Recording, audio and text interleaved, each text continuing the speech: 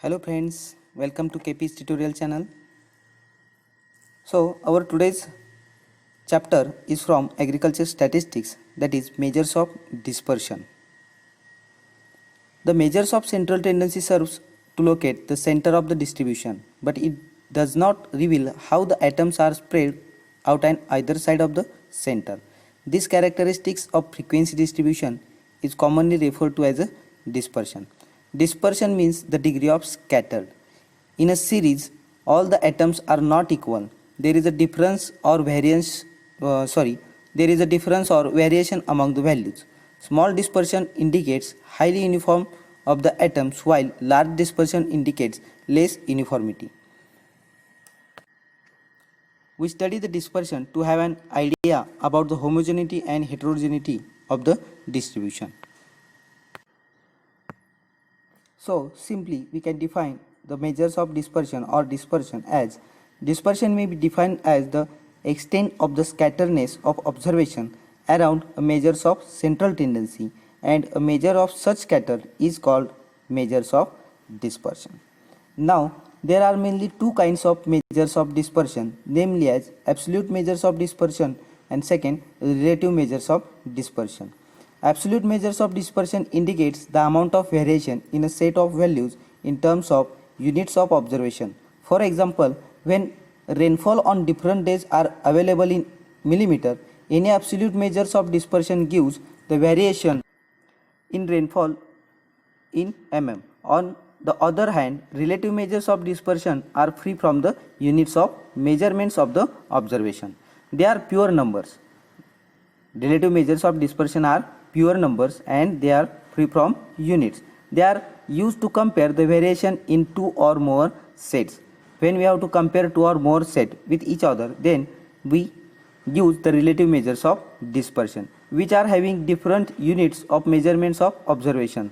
The various absolute and relative measures of dispersion are as listed below. Out of that, range, mean deviation, standard deviation, quartile deviation, these are the absolute measures of dispersion, and the coefficient of all these absolute measures of dispersion, that is coefficient of range, coefficient of quartile deviation, coefficient of mean deviation, coefficient of variation, are the relative measures of dispersion.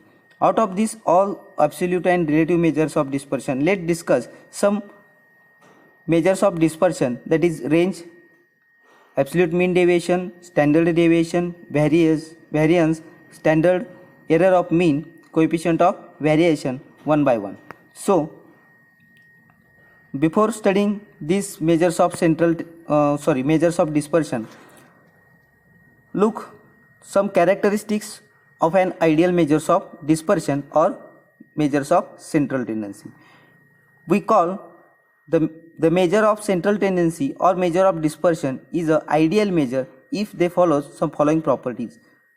Measures of dispersion should possess all those characteristics which are considered essential for measures of central tendency also. It should be based on all observation.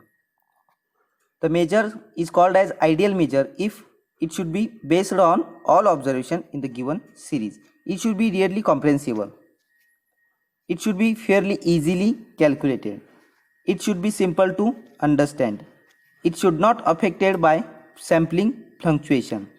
It should not be amenable to algebraic treatment. If any measure, the measure of dispersion or measures of central tendency, satisfy all these characteristics, then we can call that measure is an ideal measure of dispersion or measure of central tendency. Okay, so let's move towards measures of dispersion. Our first measure of dispersion, a range. Range is the absolute measures of dispersion. The definition of range is that largest value minus smallest value. Largest value and smallest value means what?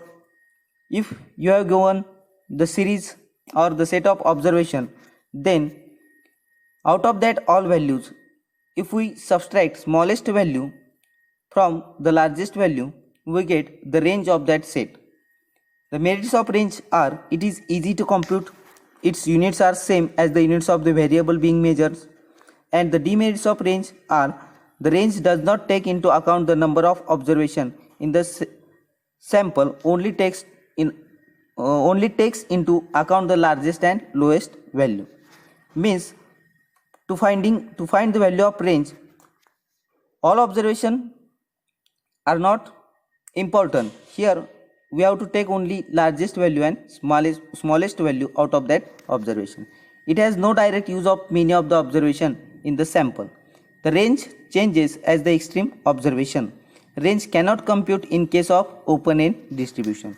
If your distribution or series is having open end, then for that set we cannot calculate the range of the value of range. This is the demerits of range. Now our next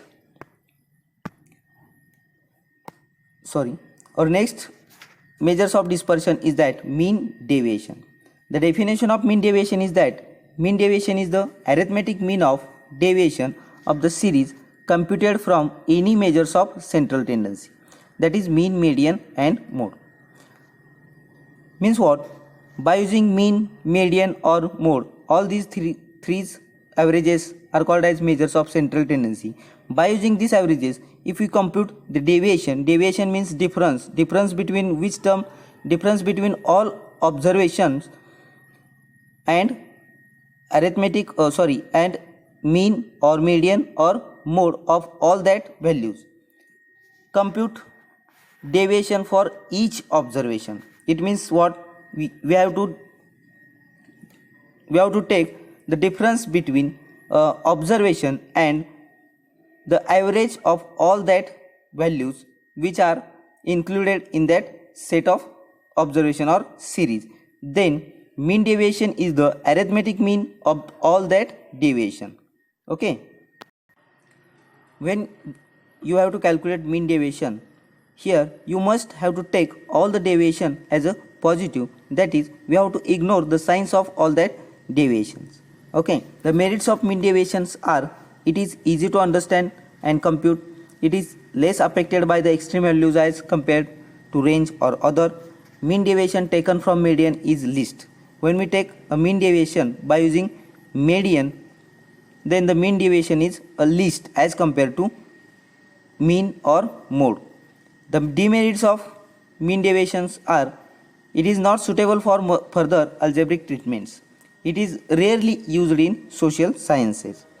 In social sciences, we always use arithmetic mean instead of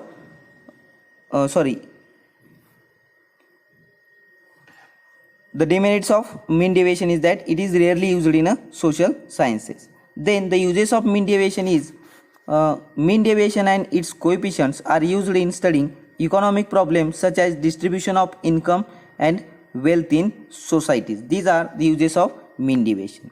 Now our next measures of dispersion is the coefficient of mean deviation, which is a relative measures of dispersion. Mean deviation is calculated by any measures of the central tendency, so it is absolute measure. For the purpose of comparing variation among different series, a relative mean deviation is required. So the relative mean deviation, that is coefficient of mean deviation, is obtained by dividing the mean deviation by the average used for mean deviation. The formula for coefficient of mean deviation is given by when we divide mean deviation by mean or median or mode, the average which we use for calculate the mean deviation, then we get the coefficient of mean deviation.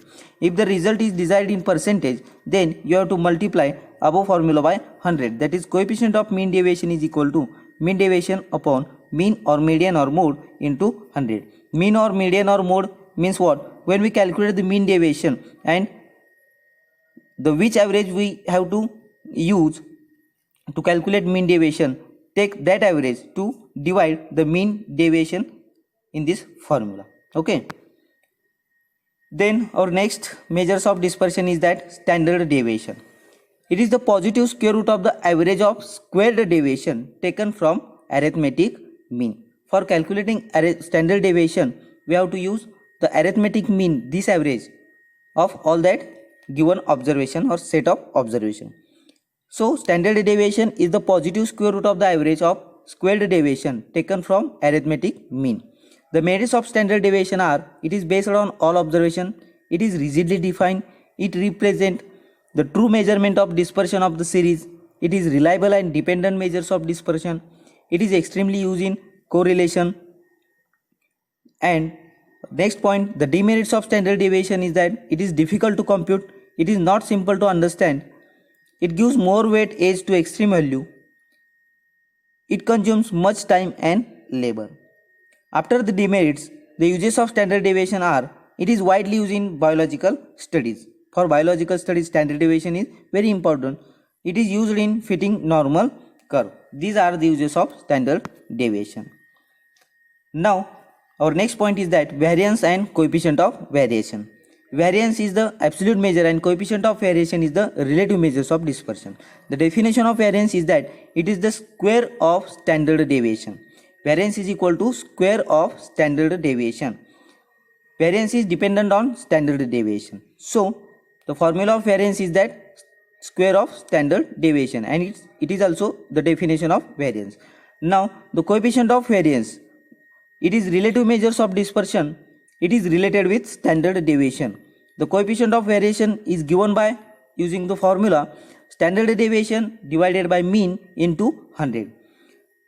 Coefficient of variation for any data calculated by, first of all, calculate the standard deviation of that data and arithmetic mean of all that observation and multiplied by 100. Then we get coefficient of variance. Note, standard deviation is absolute measures of dispersion and coefficient of variation is relative measures of dispersion. Okay. So with this point, we will stop this lesson here. Thank you.